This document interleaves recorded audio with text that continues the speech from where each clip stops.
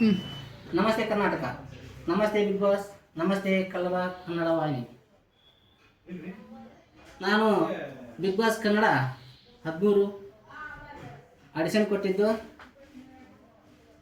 ಜನರ ಬೆಂಬಲ, ಜನರ ಒಂದು ಉತ್ಸಾಹ, ಜನರ ಒಂದು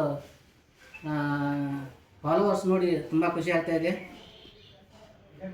ನಾನು ಹಾಕಿದ್ದು ವಿಡಿಯೋ ನೋಡಿದರೆ ಸೋಷಿಯಲ್ ಮೀಡಿಯಾದಲ್ಲೇ ಜಾಸ್ತಿ ಇರಲ್ಲ. ನಾನು ಒಂದೇ ದಿವಸಕ್ಕೆ 60-65 ಜನ ವಿಡಿಯೋ ನೋಡಿದ್ದಾರೆ. ಅವರೆಲ್ಲ ಒಂದು ಸಪೋರ್ಟಿಗೆ ನಾನು ತುಂಬ ಧನ್ಯವಾದಗಳು ಹೇಳ್ತೀನಿ.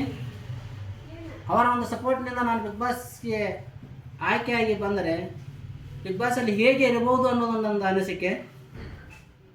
ಬಿಗ್ ಬಾಸ್ನಲ್ಲಿ ಒಳಗೆ ಹೋದ ನಂತರ ನಾನು ಬಿಗ್ ಬಾಸ್ನಲ್ಲಿ ಒಂದು ಉತ್ತಮ ಬದಲಾವಣೆಯನ್ನು ತೋರಿಸ್ಬೇಕಂತ ಒಂದು ಹುಮ್ಮಸ್ಸೈತಿ. ಒಂದು ಕೊರಿಯರ್ ಬಾಯ್ ಆಗಿ ಏನೆಲ್ಲ ಕಷ್ಟಪಡ್ತಾರೆ, ಅವರ ಜೀವನ ಹೆಂಗೆ ಅನ್ನೋದು ನಾನು ತೋರಿಸ್ಕೊಳ್ಬೇಕಾಗೈತಿ.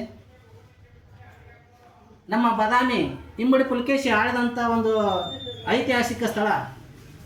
ಅವಾಗಿನ ವಾತಾಪಿ ಅಂತ ಕರೀತಾ ಇದ್ದರು ಚಾಲುಕ್ಯರು ಆಳುತ್ತಿರುವಾಗ. ಇವಾಗ ಬಾದಾಮಿ. ಆ ಬಾದಾಮಿ ಒಂದು ಹೆಸರನ್ನು ಉನ್ನತ ಮಟ್ಟಕ್ಕೆ ಒಯ್ಯಬೇಕು ಅನ್ನೋದು ನನ್ನೊಂದು ಗುರಿ ಐತಿ, ಒಂದು ಆಸೆ ಐತಿ, ಒಂದು ಆಕಾಂಕ್ಷೆ ಐತಿ, ಒಂದು ಹೆಮ್ಮೆ ಐತಿ. ಆ ಹೆಮ್ಮೆಗೆ, ಆ ಅವಕಾಶಕ್ಕೆ ನನ್ನ ಕರ್ನಾಟಕದ ಎಲ್ಲ ಜನರು ಒಂದು ಒಳ್ಳೆಯ ಅವಕಾಶ ಕೊಟ್ಟು ಬಿಗ್ ಬಾಸ್ ಟೀಮಿಗೆ ಒಂದು ರಿಕ್ವೆಸ್ಟ್ ಕೇಳ್ಕೋದಂದ್ರೆ ಸೆಲೆಕ್ಟ್ ಮಾಡಿ ನನ್ನನ್ನು ಆರಿಸುತ್ತೇನೆ ಅಂತ ಕೇಳ್ಕೊತೀನಿ. ಹಾಗೆ ನನ್ನ ಇನ್ಸ್ಟಾಗ್ರಾಮು ಫಾಲೋವರ್ಸು ಹಾಗೂ ಫೇಸ್ಬುಕ್ನವ್ರಿಗೆ ಹೇಳೋದಂದರೆ, ನನ್ನ ಫಾಲೋ ಮಾಡ್ತಿರೋ ಎಲ್ಲರಿಗೂ, ನನ್ನ ಶೇರ್ ಮಾಡ್ತಿರೋ ಎಲ್ಲರಿಗೂ ಕೋಟಿಗಳನ್ನು ನಮಸ್ತೀನಿ. ಹೀಗೆ ನನ್ನ ಹುರಿದುಂಬಿಸಿ ಬಿಗ್ ಬಾಸ್ ಮನೆಗೆ ಕಳಿಸಿ ಒಂದು ಚಾಲುಕ್ಯರ ಒಂದು ಕೀರ್ತಿ ತಗೊಂತ ಹೆಸರು ಮಾಡ್ತೀನಿ ಅಂತ ಹೇಳ್ಕೊಂಡು ನಾನು ಬೇಡಿಕೊಳ್ತೀನಿ ಎಲ್ಲರಲ್ಲಿ.